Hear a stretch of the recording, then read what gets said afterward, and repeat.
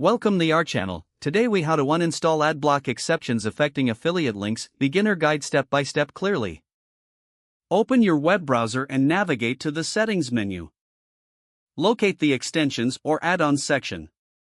Find the Adblock extension you have installed. Click on the options or settings for the Adblock extension.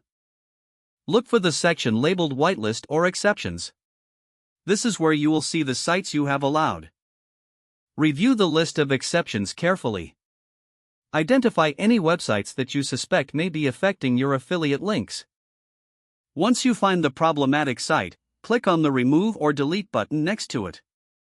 After removing the site, it's a good idea to refresh the page where you noticed the issue. Check if the affiliate links are now working correctly. If you still encounter issues, consider disabling the Adblock extension temporarily. To do this, return to the Extensions menu.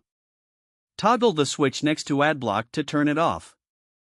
Visit the web page again to confirm if the affiliate links are functioning as expected. If the links work when Adblock is disabled, you've confirmed that it was the source of the problem. Go back to the Adblock options to re-enable the extension if desired. You may want to review other websites in the exceptions list to ensure you're not blocking important. Consider updating your Adblock settings to better manage exceptions in the future. Always check the settings after making changes to monitor their effectiveness. If the page does not load, refresh the browser or try again in a private or incognito window. Make sure you are using the correct email address, then retype it carefully to avoid small typos. If your password is not accepted, use the reset option and create a new strong password you can remember. Check your spam folder for verification or security emails, then complete any requested confirmation steps. Enable two-factor authentication if available to improve account security and reduce unauthorized access risk. After signing in, review your profile details so your contact information and settings are accurate and current.